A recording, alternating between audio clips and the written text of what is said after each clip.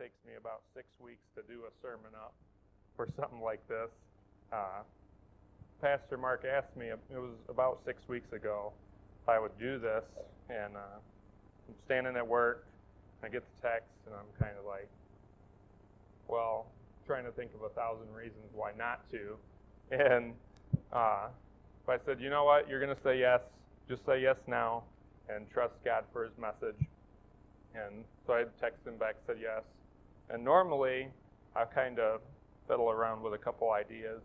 So this time God said, you're going to speak on this topic and go this direction. And I was like, oh, wow. So, okay. And it's about Abraham and his walk of faith. So, and I had a walk of faith myself throughout the 6 weeks. And even going back, looking at past experiences. So, what is faith? I was looking for Christopher. I don't see Christopher back here. I always tell the teens that faith is trust in action. How many people flipped on a coffee pot this morning? Or turned on a light switch, got in their car and drove here? We all, in some unknowing way, exhibited an amount of faith in a physical object today. You're not going to turn your key over in the car if you know there's no battery in it. You know, we had faith that it's going to start. Faith is putting into action. Faith is putting your trust into action over things you have no control over, or where you don't know what might happen. And Hebrews 11:6 says, it is impossible to please God without faith. Anyone who wants to come to Him must believe that God exists and that He rewards those who sincerely seek Him. So, and again, God said Abraham is going to be about his life. And I don't normally delve into Old Testament stuff. I like New Testament. It's clean, it's cut, But Abraham's history takes place in Genesis chapters 11, 20, verse 27 through Genesis 25, verse 11. It's a huge chunk of verses there. But the three main events I want to look at in his life of faith are in Hebrews 11. So we're going to camp out there. I wanted to give some backstory on Abraham, too, as we go through this. And like I said, he's first brought up in Genesis chapter 11, verse 27. And you ever notice there's genealogy there in Genesis, in Numbers, in all these different spots. And so I was looking at Genesis and I was like, well, why? Why is it given this timeline for Abraham? And so I scrolled through that whole chapter and I put it into a timeline of from Noah going on. And the first thing about Abraham is he could have been alive during the time of the Tower of Babel. As you work it out, he was definitely alive during the time of Noah. Noah didn't die until after Abraham was born, which I thought was kind of interesting, that could be a part of his life, was the Tower of Babel. His family did not always follow God. Joshua 24, verses 2 and 3 tells us that Joshua said to the people, "This is what the Lord, the God of Israel, says. Long ago, your ancestors, including Terah, the father of Abraham and Nahor, lived beyond the Euphrates River, and they worshipped other gods. But I took your ancestor Abraham from the land beyond the Euphrates and led him into the land of Canaan. I gave him many descendants through his son Isaac." His family didn't always worship God, the true God. I know lots of families that have grown up that way. I know Rachel was just telling me that her mom didn't grow up that way, in a family that worshiped God. And I did. I grew up in a family that I was raised that God is the true God, that you read your Bible and you do, A, B, and C. Abraham didn't have that. He grew up with idols. He grew up, maybe they did worship God too, I don't know. But it wasn't just God. He was also very rich. Genesis 13:2 tells us that Abraham was rich in livestock, silver, and gold. Abraham didn't lack for anything except for family. Genesis 11:30 tells us that Sarah was barren, we know that, and that she couldn't give him children. That was the only thing that he couldn't provide for himself. So as we look into Hebrews 11, I want you to look at your faith, as I've had to look at mine, and see where you are. See where you are in trusting God in aspects of your life. We're going to start with verse 8 through 10. Hebrews 11, 8 through 10 is Abraham's first life event. It says, "It was by faith that Abraham obeyed when God called him to leave home and to go to another land that God would give him as an inheritance. He went without knowing where he was going. And even when he reached the land God promised him, he lived there by faith, for he was a foreigner living in tents. And so did Isaac and Jacob, who inherited the same promise. Abraham was confidently looked by God." God called Abraham. He was like, "I want you to go here." Abraham had never been there. His family had never taken a family vacation to the land of Canaan. He didn't know what he was going to be getting himself into. And it amazes me that as soon as God called him out, he followed. I have trouble with that. When I'm asked to do something, like I said, I want to find 1,000 reasons not to do it. It takes faith to step out with that. It takes faith for, Rachel to be going to Uganda to plan on going there. It takes faith.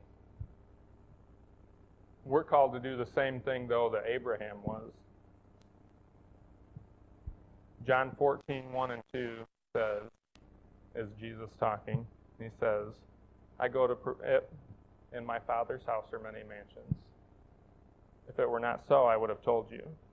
I go to prepare a place for you, and if I go, I will come again to receive you to myself, that where I am, you may be also.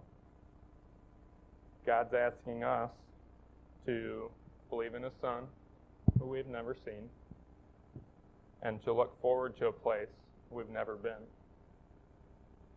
That's our first step of faith. To an unbeliever, that probably sounds pretty insane.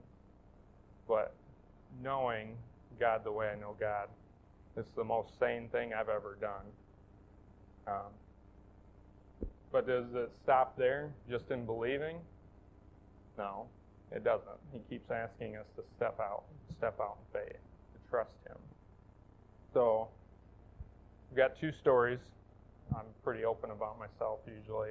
And so last October, our dog Charlie got sick, and Angie took him to the vet.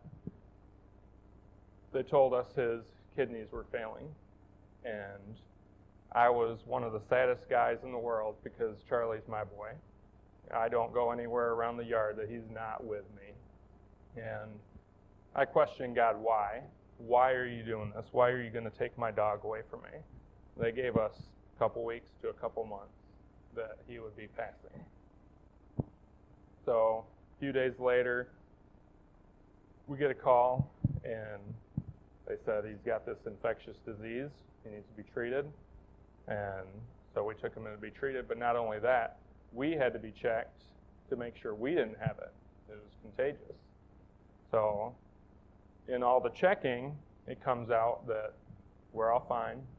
Everybody's okay. But Angie had a thyroid issue. And she needed to change her diet. She needed things changed. And all of a sudden, I have this big picture of what God is doing. So we got Angie's diet changed. And you know what? Charlie's still kicking around with me, helping me with wood, getting in my way. He's still my boy. God had a plan that I couldn't see, but I didn't have the faith to trust him yet either. I had to learn. So then we come up to this message about 6 weeks ago.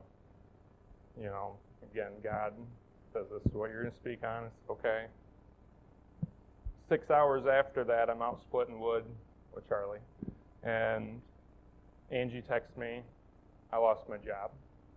I said, okay. And so we'll talk more later. And so I'm standing there. All right, God, you are doing something. I don't know what, but I'm going to trust you this time. I can't see the future, but I know that you have it under control. And I did. I trusted him. I didn't worry about it.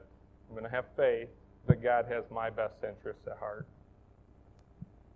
5 days later, Angie's mom's got to be in the hospital, admitted to the ER. 3 days after that, she finds out her dad's in the hospital. I believe God ended her job at just the right time that she would be able to take care of her parents. I see the big picture again. She's still able to take care of her mom. She doesn't have to worry about a job. God's still paying our bills. Everything is good. God is good. Well, I had to make that step of faith to trust him for the end result. That's hard. It's not always easy. What is God asking you to trust him with, to take a step of faith in? Abraham's second faith event is in Hebrews 11 through 12. It says, "It was by faith that even Sarah was able to have a child, though she was barren and was too old. She believed that God would keep his promise. And so a whole nation came from this one man who was as good as dead, a nation with so many people that like the stars in the sky and the sand on the seashore, there is no way to count them." I'm sure most of us all know Abraham's story. His life is well accounted for. We teach it to our children. And yet, when we look back at it to see his faith that it took to trust God is amazing. I don't know that I could trust him so much. But God asked Abraham to have faith in him over something that was impossible. They were old.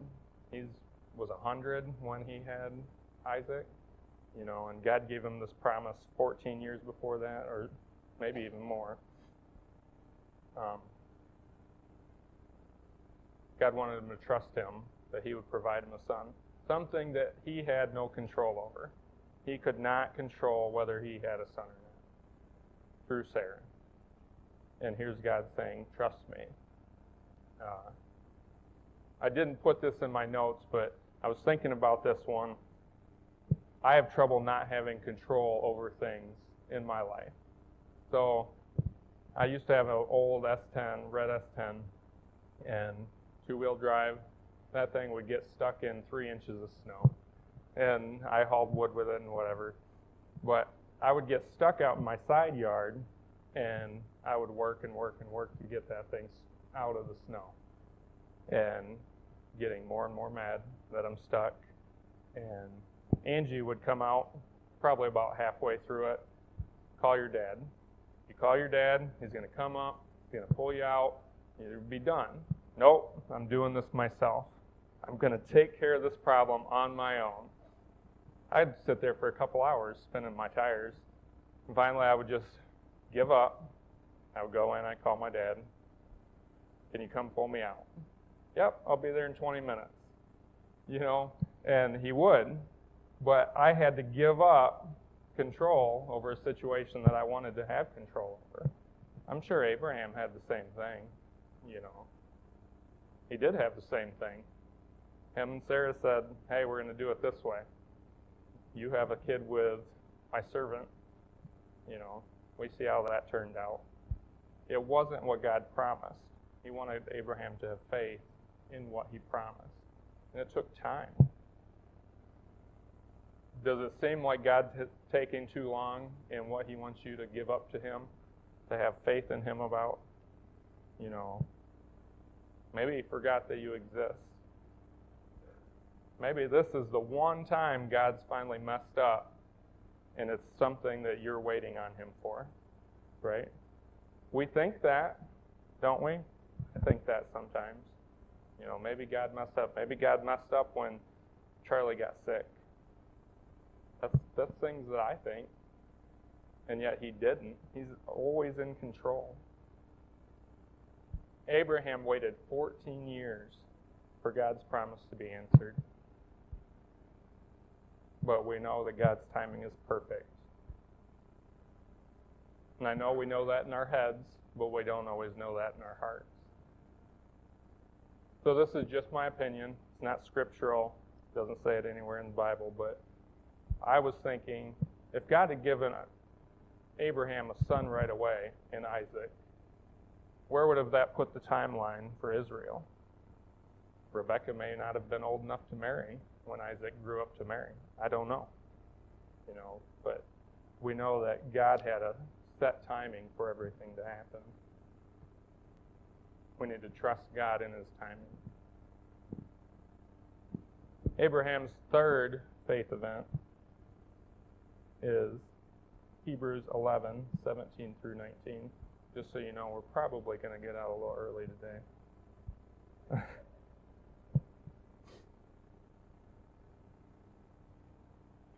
It was by faith that Abraham offered Isaac as a sacrifice when God was testing him. Abraham, who had received God's promises, was ready to sacrifice his only son Isaac, even though God had told him, "Isaac is the son through whom your descendants will be counted." Abraham reasoned that if Isaac died, God was able to bring him back to life again. And in a sense, Abraham did receive his son back from the dead. So here's God asking Abraham to give up, I think, was the most important thing in his life at this point. The son God had promised him. He said, I'm going to give you a son that through him you won't even be able to count your descendants. But now I want you to sacrifice him for me. But not only was God asking him to sacrifice his son, he was asking him to sacrifice his own life. In Genesis 9, 5, and 6, God's giving laws to Noah, and it says, I will require the blood of anyone who takes another person's life. If a wild animal kills a person, it must die. And anyone who murders a fellow human must die. If anyone takes a human life, that person's life will also be taken by human hands. For God made human beings in his own image. So here's Abraham stuck in a conundrum. God says I'm not supposed to kill anybody, and yet he is asking me to kill my son. If I come back without Isaac, what's going to happen to me? God's saying, you love me more than these. God asks the same of us. Do you love me more than what you hold most dear? Maybe it's your house. Maybe it's the comfort, 9-to-5 job. Do you love me more than what you hold most dear? Maybe a kid, So I imagine Abraham sat up that night thinking about this situation he's in, thinking God provided this son, God promised heirs through this son. He's asking me to do this. But I think he had faith that God could bring Isaac through this situation. It says in 19 that Abraham reasoned that if Isaac died, God was able to bring him back to life again. He knew what God promised, and he knew God was faithful in his promises.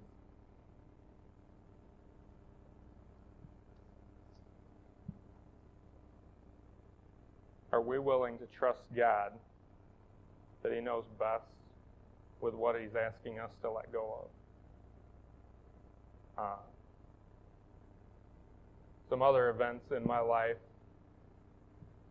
About 14 years ago, my grandpa died. And he was someone I was super close to, and I held on so tightly, even though I know he was sick, and I knew he was passing. I gripped tightly to the thought of, I can't lose him. And it was hard when he died. It sent me into a tailspin. I went into an early midlife crisis over it, and it took me a long time to come out of that. Why, God? Why are you taking my grandpa?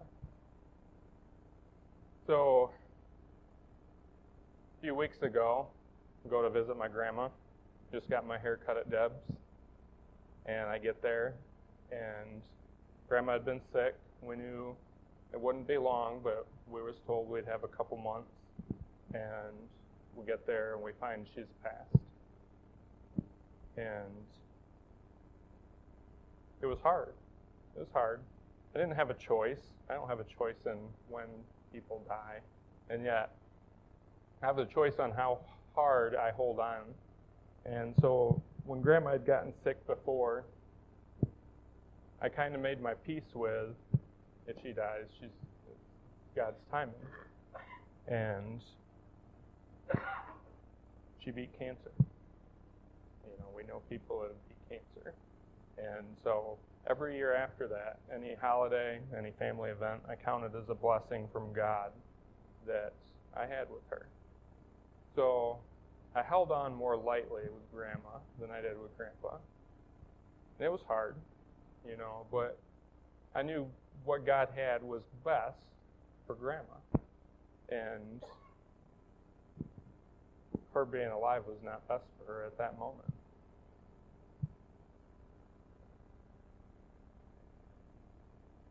What are you holding on to that God wants you to let go of, to trust Him with? Maybe this is a kid that's not on a right path, saying, trust me with your son. Maybe it's a job. You know, we hold on to jobs so tight because we need that security. Yet maybe He's asking us to step out in faith and trust Him in His guidance for what He has best for us. He doesn't let us just sit and be comfortable in our lives. We're comfortable, something's not quite right. So I know that it's a journey that we take. Like I said, back in October, I didn't have the faith to trust God that He knew what was best for me. But now, and maybe in the future, I'll still question at times. It's Abraham question. He reasoned that, you know, he had to think about that God knows best, you know. But God keeps calling us out to step out in faith, to grow in our faith, until we finally go home to be with Him. I believe that those 3 steps of faith are the 3 steps of faith that He is always calling us out in. Faith in salvation, leading us to a land where He calls us to be with Him. Faith to trust Him over the impossible, things that we cannot control. He wants us to have faith in Him in. In faith, to be willing to let go and to trust Him with a situation that we could hold on to. Abraham could have just held on to Isaac, and I don't know what would have happened. But He wants us to say, God, I love you more than these things. So I'm hoping that each one of us will continue to grow in our faith day by day, just trusting Him. And when He asks us to step out, whether it's little things, whether it's big things, that each and every one of us would continue to take steps in faith and to trust Him that He does love us. He does know what's best for us. You pray with me?